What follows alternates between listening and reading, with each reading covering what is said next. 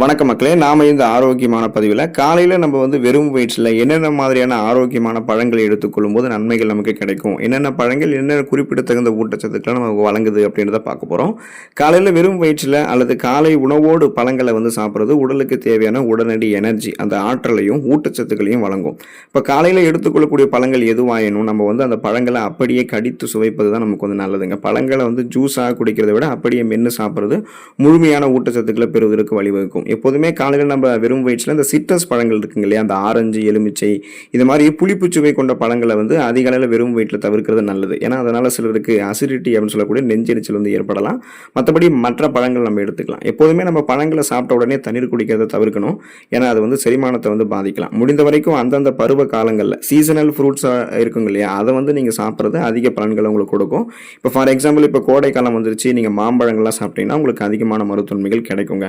இப்போ காலையில் நம்ம வெறும் வீட்டில் எடுத்துக்கொள்ளக்கூடிய பழங்கள் விளக்கமாக பார்ப்போம். அதை பற்றி பார்க்குறதுக்கு முன்னாடி இந்த வீடியோவுக்கு மட்டும் ஒரு லைக்கு கொடுத்துட்டு இந்த தகவலை உங்களுக்கு தெரிஞ்சவங்களுக்கும் ஷேர் பண்ணிவிடுங்க. ஏன்னா அது அவங்களுக்கும் பயனுள்ளதாக இருக்கக்கூடிய ஒரு ஆரோக்கியமான பதிவு தான்.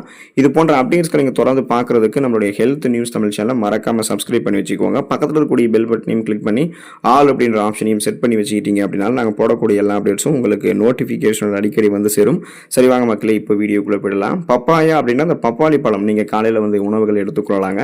காலையில் பப்பாளி பழம் சாப்பிட்றது செரிமான மண்டலத்திற்கு மிகவும் நல்லது. இப்போ பார்த்தீங்கன்னா இந்த பப்பாளி பழத்தில் இருக்கக்கூடிய பப்பைன் அப்படின்ற அந்த என்சைம், அந்த நொதி இருக்குங்க இல்லையா, இது புரதங்களை எளிதில் செரிக்க வைக்கும். நம்ம சாப்பிடக்கூடிய அந்த கடினமான உணவு மூலக்கூறுகளை எளிமையாகவே செரிக்க வைக்கும். இதனால் நமக்கு செரிக்கப்பட்டிருக்கக்கூடிய உணவுகள் ஊட்டச்சத்துக்கள் உறிஞ்சப்பட்டது போக மீதம் இருக்கக்கூடிய கழிவுகள் நம்மளுடைய குடல்கள் வெளியேற்றப்பட்டுவிடும். இதனால் சீரற்ற குடல் இயக்கம், கடுமையான மலச்சிக்கல், இந்த மாதிரி எந்த பிரச்சனையுமே இருக்காது. காரணம் பப்பாளி பழத்தில் நார் சத்து அதிகம் இருக்கிறதால காலையிலேயே இது குடல் இயக்கத்தை சீராக்கி மலச்சிக்கல்லாம் உங்களுக்கு தடுக்கும். கழிவுகளை எல்லாம் முறையான அளவில் வெளியேற்றிவிடும். அப்போ பப்பாளி பழங்களை நீங்கள் காலையில் சாப்பிடும் போது விட்டமின் சி, விட்டமின் ஏ எல்லாம் உங்களுக்கு கிடைக்கிறதால சருமத்தில் இருக்கக்கூடிய வறட்சியெல்லாம் தீர்க்கப்பட்டு சருமம் ஒரு நீர் சத்து நிறைந்திருக்கக்கூடிய ஒரு புத்துணர்ச்சியான ஒரு சரும ஆரோக்கியம் உங்களுக்கு கிடைக்கும். நீங்கள் காலையில் பார்த்தீங்கன்னா தினமும் ஆப்பிள் பழங்களை சாப்பிடலாம். தினமும் நம்ம ஒரு ஆப்பிள் பழங்களை சாப்பிட்டாலே மருத்துவரை சந்திக்க வேண்டிய அவசியமே இருக்காதுன்னு சொல்லுவாங்க. அது உண்மைதான். இப்போ ஆப்பிள் பழங்கள் இதய ஆரோக்கியத்தை உங்களுக்கு மேம்படுத்தும். ஆப்பிள் பழங்கள் இருக்கக்கூடிய பெக்டின் அப்படின்ற அந்த நார் சத்து ரத்த நாளங்களில் படிந்திருக்கக்கூடிய கெட்ட கொழுப்புகளை அகற்றி ரத்த நாளங்கள் வழியாக ரத்த ஓட்டத்தை இதயத்துக்கு கிடைக்க செய்யுது. இதனால மாரடைப்பு, பக்கவாதம் போன்ற பிரச்சனைகள்லாம் உங்களுக்கு ஏற்படாது. அதே போல உங்களுடைய ரத்தத்தில் இருக்கக்கூடிய சர்க்கரை நோய்களை கட்டுப்படுத்துகிறதுக்குமே ஆப்பிள் பழம் உதவிகரமாக இருக்கும். காரணம் ஆப்பிள் பழம் குறைந்த கிளைசமிக் குறியீடு கொண்டிருக்கு, அதாவது லோ கிளைசமிக் இண்டெக்ஸ் கொண்டிருக்கு. இதில் ரத்தத்தை கட்டுப்படுத்தக்கூடிய ஊட்டச்சத்துக்கள் தான் அதிகமாக இருக்கே தவிர ரத்தத்தில் சர்க்கரை நோய் அளவு அதிகப்படுத்தக்கூடிய ஊட்டச்சத்துக்கள்லாம் கிடையாது. ஸோ இதனால் நீங்கள் சுகரை கண்ட்ரோல் பண்ணுறதுக்குமே ஆப்பிள் பழங்களை எடுத்துக்கலாம். அதே போல் ஆப்பிள் பழம் நுரையீரலுடைய செயல்பாட்டையுமே உங்களுக்கு ஆரோக்கியமாக வைக்கும். காரணம் ஆப்பிள் பழங்கள் இருக்கக்கூடிய ஃப்ளவனாய்டுகள் சுவாச மண்டலத்தை சீராக வைக்கிறதுக்கு உதவிகரமாக இருக்கும். ஸோ காலையில் நீங்கள் ஆப்பிள் பழத்தையும் எடுத்துக்கொள்ளலாம். வாழைப்பழம், பனானா நீங்கள் காலையில் எடுத்துக்கொள்ளலாங்க. இது உங்களுடைய உடலுக்கு உடனடி எனர்ஜியை கொடுக்கும். பொட்டாசியம் வாழைப்பழங்கள் இருக்கிறதால இது இதய துடிப்பு மற்றும் ரத்த அழுத்தம் ரெண்டுத்தையுமே உங்களுக்கு சீராக வைக்கிறதுக்கு உதவிகரமாக இருக்கும். ஏன்னா ரத்த அழுத்தம் அப்படின்றது என்னன்னு கேட்டிங்கன்னா, நம்மளுடைய ரத்த நாளங்களில் இறுக்கங்கள் தென்பட்டு அதன் மூலமாக ரத்த ஓட்டம் போதுமான அளவுக்கு போகாததால இதய துடிப்பு, பக்க விளைவுகள் நிறைய ஏற்பட்டதுக்கான காரணமாக இருக்கிறது அந்த பிபி ப்ராப்ளம். ஸோ அதை நீக்கிறதுக்கு பொட்டாசியம் சத்து வாழைப்பழங்கள் நமக்கு ஹெல்ப் பண்ணுறதால இதயத்தை ஆரோக்கியமாக வைத்துக் கொள்ளலாம். ரத்த ஓட்டமெல்லாம் நமக்கு சிறப்பாக இருக்கும். வாழைப்பழங்களை சாப்பிட்டோம்னா காலையிலேயே நம்ம எனர்ஜியாக தான் இருப்போம். இப்போ மனநிலை நமக்கு ஆரோக்கியமாக இருக்கும். இப்போ வாழைப்பழங்கள் இருக்கக்கூடிய ட்ரிப்டோஃபான் அப்படின்ற அந்த அமினோ அமிலம் ஸ்ட்ரெஸ், டென்ஷன் இதெல்லாத்தையுமே நமக்கு குறைச்சிரும். மன அழுத்தத்தை குறைச்சி மகிழ்ச்சியான ஒரு உணர்வை நமக்கு காலையில் கொடுக்கும். எலும்புகளுமே வலிமையாக இருக்கும். நீங்கள் வாழைப்பழங்களை சாப்பிட்டீங்கன்னா கால்சியம் உறிஞ்சுதலை மேம்படுத்தி எலும்புகளை வாழைப்பழம் வலுவாக்குறதால எந்த விதமான எலும்பு தொடர்பான பிரச்சனைகளுமே உங்களுக்கு ஏற்படாது. கொய்யாப்பழம் நீங்கள் காலையில் பார்த்தீங்கன்னா எடுத்துக்கொள்ளலாங்க. அதாவது பழங்கள்லேயே விட்டமின் சி என்று சொல்லக்கூடிய உயிர் சத்து அதிகமாக நிறைந்து நோய் எதிர்ப்பு சக்தியை நமக்கு கொடுக்கக்கூடிய பழமாக கொய்யாப்பழம் தான் இருக்குது. கொய்யாப்பழத்தில் ஆரஞ்சு பழங்களை விட விட்டமின் சி அதிகம். ஸோ அதுக்காக நம்ம ஆரஞ்சு பழங்களை எடுத்துக்கொள்ளாமல் இருக்கக்கூடாது, எடுத்துக்கொள்ளாமல் இருந்துடலாம் அப்படின்றதெல்லாம் அர்த்தம் கிடையாது. அதையுமே நம்ம எடுத்துக்கணும். ஆனால் அதை விடவும் விட்டமின் சி கொய்யாப்பழத்தில் இருக்குது. ஆனால் காலையில் வெறும் வயிற்றில் ஆரஞ்சு பழம் சாப்பிடக்கூடாது, அதை ஞாபகம் வச்சுக்கணும். இப்போ உடலினுடைய நோய் எதிர்ப்பு மண்டலத்தை வலுப்படுத்தி நம்முடைய உடலில் இருக்கக்கூடிய சாதாரணமான நோய்களை குணப்படுத்துறதுல தொடங்கி புதுசாக ஒரு நோய் நமக்கு வரது தடுக்கிறது வரைக்குமே அந்த இம்யூன் சிஸ்டத்தையே ஸ்ட்ராங் பண்ணுறதுக்கு கொய்யாப்பழம் ஹெல்ப் பண்ணும். நம்முடைய உடல் எடை எந்த விதமான பக்க விளைவுகளும் இல்லாமல் ஆரோக்கியமான முறையிலும் கொய்யாப்பழம் குறைத்து கொடுக்கும். காரணம் கொய்யாப்பழத்தில் நார் சத்து அதிகமாக இருக்குது. கலோரிகள் குறைவு அப்படின்றதால இது நமக்கு வந்து உணவுகளையே சாப்பிட்டு முடிச்ச ஒரு ஃபீலை கொடுக்கும். அந்த நீண்ட நேரம் பசி எடுக்காமல் நமக்கு வந்து தடுத்து நம்முடைய உடலில் இருக்கக்கூடிய தேவையில்லாத கொழுப்புகளை எல்லாம் கரைத்து நமக்கு வேண்டிய ஆற்றலாக மாற்றி கொடுத்து எரித்து நமக்கு வந்து வெயிட் லாஸ் சாத்தியப்படுத்துது. அதே போல் கொய்யாப்பழத்தில் இரும்பு சத்து வளமான அளவில் இருக்குங்க. ஸோ இரும்பு சத்து உறிஞ்சப்படுவதற்கு தேவையான விட்டமின் சியும் வளமான அளவில் கொய்யாப்பழத்தில் இருக்கிறதால இது வந்து ரத்த சோகை பிரச்சனை விடுபட வச்சு சுறுசுறுப்பாக இயங்க வைக்கும். மாதுளம் பழம் நம்ம காலையில் வந்து வெறும் வயிற்றில் எடுத்துக்கொள்ளலாங்க. ஸோ ரத்தத்தோடைய ஆரோக்கியத்தை வந்து பார்த்தீங்கன்னா மாதுளம் பழம் உங்களுக்கு மேம்படுத்தும்.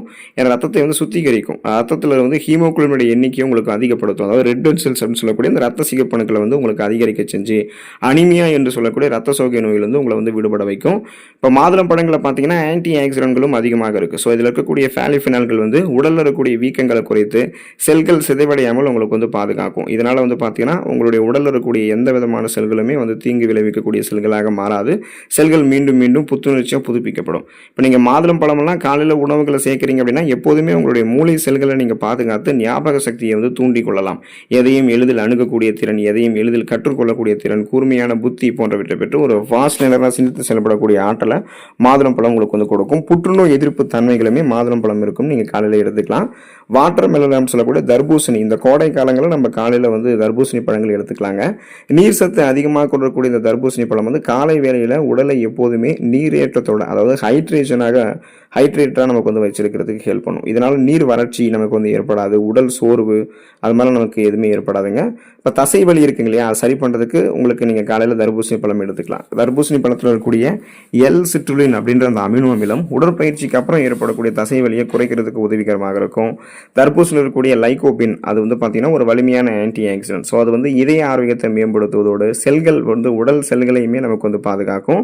அதே போல் கிட்னி செயல்பாடு, சிறுநீரக செயல்பாடு வந்து இந்த கோடை காலத்தில் நமக்கு எந்த பிரச்சனையும் ஏற்படாமல் கழிவுகள் முறையான வெளியேற்றப்படணும்னா காலையில் நம்ம தர்பூசணி பழங்களை எடுத்துக்கலாம். ஸோ தர்பூசணி பழம் வந்து உடலில் இருக்கக்கூடிய நச்சுக்களை வெளியேற்றி சிறுநீரகங்கள் எப்போதுமே சீராக இயங்குவதற்கு வழிவகுக்குதுங்க. நெல்லிக்காய் நம்ம வந்து பார்த்தீங்கன்னா காலையில் வெறும் வயிற்றில் நம்ம எடுத்துக்கொள்ளலாம். ஸோ இப்போ அதிகாலையில் ஒரு நெல்லிக்காய் நீங்கள் வந்து எடுத்துக்கொள்வது, நெல்லிக்காய் ஜூஸ் எல்லாம் எடுத்துக்கிறது எல்லாமே நமக்கு நல்லது தான். ஆயுர்வேதத்தின் படி பார்த்தீங்கன்னா மிக முக்கியமான இடத்தை பிடித்திருக்கக்கூடிய ஒரு உணவுப் பொருள் அந்த பழமாக நெல்லிக்காய் வந்து இருக்குங்க.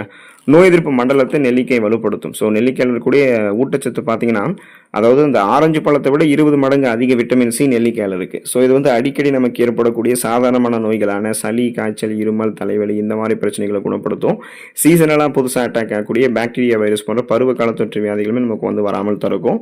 குறிப்பாக பார்த்தீங்கன்னா முடி ஆரோக்கியத்துமே நெல்லிக்காய் ஜூஸ் வந்து நமக்கு மேம்படுத்தும். வேர்க்கால்களை வலுவாக்கி இளநரையை நமக்கு வந்து கட்டுப்படுத்தி முடி கொட்டத்தை நமக்கு நிறுத்தும்.